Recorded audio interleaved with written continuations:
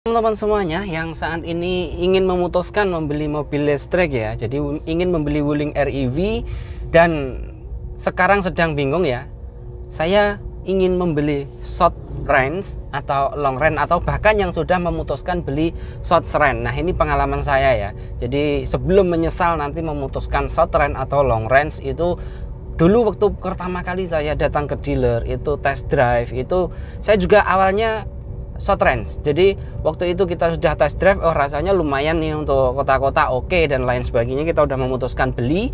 Akhirnya ya dengan pertimbangan harga waktu itu yang long range itu 302 juta, sedangkan yang short range itu harganya kan cuman 245 juta plus diskon 25 juta, jadi tinggal 220 juta. Akhirnya SPK lah waktu itu yang short range. Jadi setelah SPK 5 juta kita pulang short range sambil menunggu unitnya.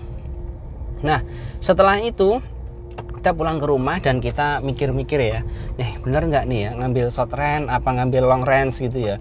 Setelah itu saya lihat-lihat lah di YouTube gitu, dilihat-lihat apa namanya jarak tempuhnya gitu ya, 200 kilo itu mikir saya ya mobil listrik itu idealnya paling tidak ya 300 kilo. Soalnya 300 kilo itu pun faktanya tidak akan pernah mencapai segitu ya. Jadi akhirnya ya udahlah saya ambil long range aja, walaupun harganya ya jauh dari 245 ke 302. Akhirnya ambil long range dan keputusan itu sangat tepat sekali ya. Jadi ketika waktu itu saya ambil short range misalnya, maka mungkin saat ini saya akan sangat-sangat menyesal sekali karena yaitu tadi 200 kilo itu kan faktanya kita jalan juga nggak kita habiskan semua di 200 kilo ya.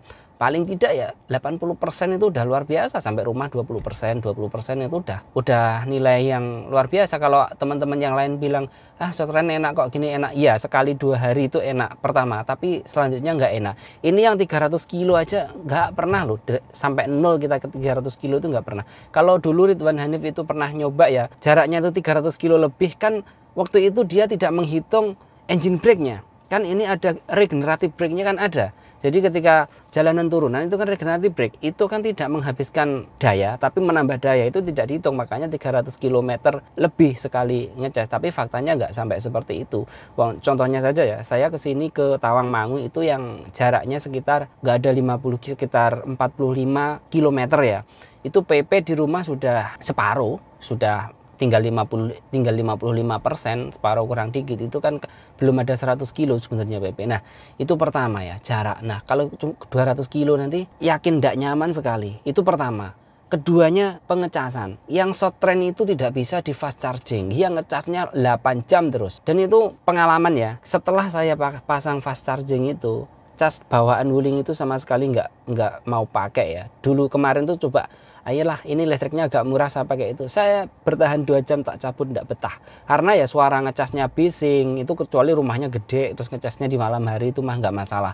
Kalau listriknya cuma 2200 ngecas malam hari ya jelek kan, banyak ada kulkas, ada ya AC lain sebagainya. Kecuali nggak ada itu, atau listriknya 3500 mungkin masih oke ya. Tapi untuk dibuat dadakan kalau tanpa fast charging itu nggak bisa. Kalau fast charging kan enak, nanti siang aku mau keluar, sekarang kita colokin dari 50%, nanti siang udah penuh. Nah itu enaknya. Terus kemudian fitur ya, kita ada 2 layar sini. Namanya perjalanan itu ya audio itu penting. Terus kalau yang short range itu yang layarnya cuman sini aja, itu ya susah, adanya radio. Terus kalau mau tambah-tambah kan nanti nambah-nambah juga ya. Pokoknya nggak begitu enak lah. Kemudian ya semua fitur-fiturnya, walaupun handbrake-nya itu lebih enak yang short range ya, karena dia masih pakai crank ya. Kalau ini kan sering kepencet-pencet kalau di jalan. Nah itu mungkin pengalaman saya ya. Jadi untuk teman-teman yang sekarang sedang mau mengambil Wuling REV dan dia suka juga perjalanan luar kotanya sering, seperti jalan-jalan ke taman wisata dan lain sebagainya, kalau saran saya mending yang long range sekalian ya. Jadi memang enak ketika long range kita bermodalkan menambah uang segitu, kemudian kita mendapatkan fasilitas fast charging dan lain sebagainya, itu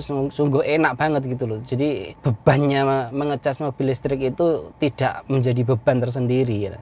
Terus kemudian banyak teman-teman juga ya, ini untuk teman-teman yang akan ngambil mobil listrik itu katanya gini, nanti baterainya rusak gimana, nanti rusak di ini gimana. Nah itu pengetahuan saya yang awam ya, seperti iPhone lah contohnya. iPhone itu kan baterai health-nya kan turun. Ketika turun kan berarti penggunaan yang awalnya 2 jam nggak sampai 2 jam. Saya pikir juga mobil ini juga gitu loh.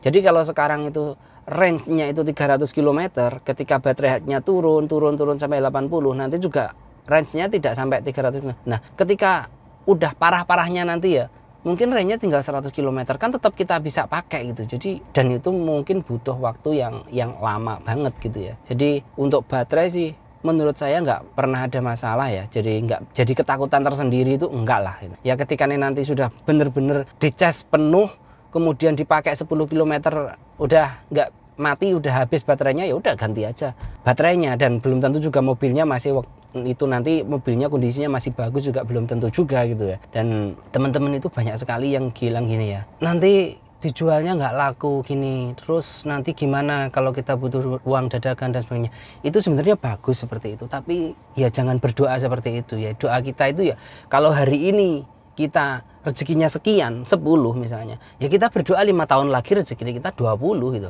Kalau hari ini rezeki kita 10, 5 tahun lagi rezekinya 10, itu bukan kenaikan tapi itu kemunduran, karena ada inflasi juga itu. Jadi untuk teman-teman semua yang sekarang itu ingin membeli mobil listrik, takut masalah yang dijual, nanti gimana, rezeki di depan gimana, kalau butuh dadakan gimana, ya serahkan aja yang di atas. Tetap aja sholawat, semoga ada rezeki untuk semuanya itu. Dengan kita membeli mobil listrik, pertama kita menyelamatkan bumi, kita membantu negara juga untuk mengurangi impor BBM, kemudian juga pengiritan juga untuk keluarga kita dan lain sebagainya. Pokoknya banyak manfaatnya positif, walaupun ya untuk tahun ini kita dapatnya mobil memang ala kadarnya seperti ini. So untuk teman-teman semuanya, pesan saya dari pengalaman saya sampai sekarang ini beberapa bulan saya pakai mobil listrik, kalau teman-teman ingin beli Wuling REV, pilihannya short dan longs dengan perbedaan biaya sekitar 60 juta, maksimal 60 juta, itu lebih baik ambil long saja, jangan ambil short. Ketika masuk ke long dan masuk ke short itu memang rasanya beda. Pokoknya semuanya beda. Intinya sebelum menyesal ambil yang long range.